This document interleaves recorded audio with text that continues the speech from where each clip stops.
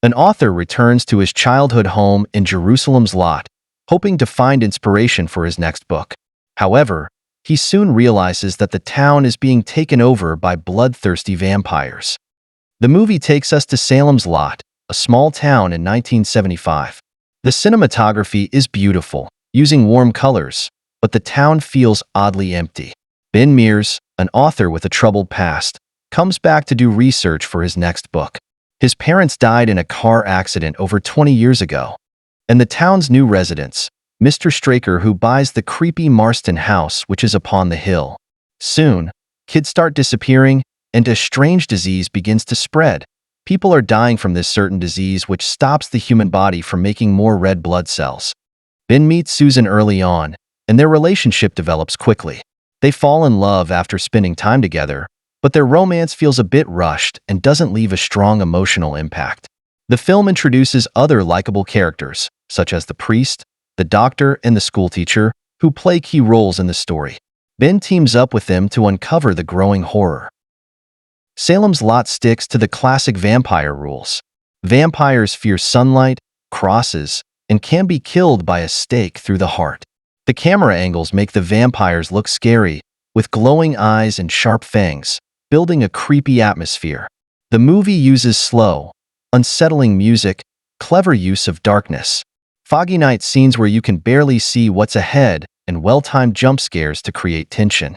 There are mystery elements in the beginning, but when you have watched many horror films, you will instantly know what monster they are dealing with. The vampires are both frightening and grotesque, adding to the overall horror. However, the main villain, Barlow, doesn't get enough screen times and not explored enough. His presence feels underdeveloped, and we don't get much insight into the true evil behind the chaos. Even though the film is rated R for its bloody scenes, it still could have been scarier.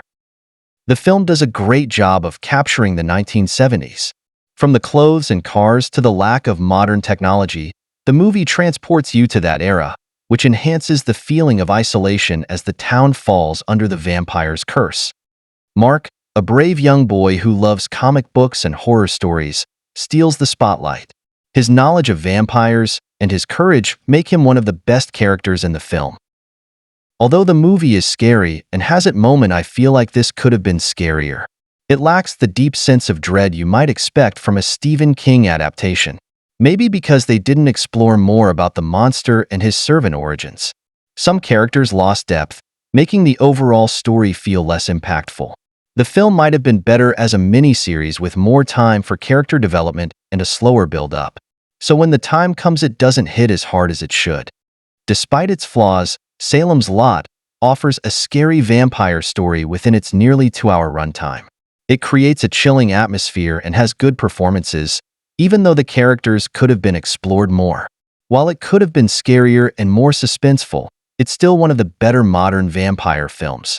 Even without reading Stephen King's original novel or watching the 1979 miniseries, this version provides a decent take on a classic horror tale.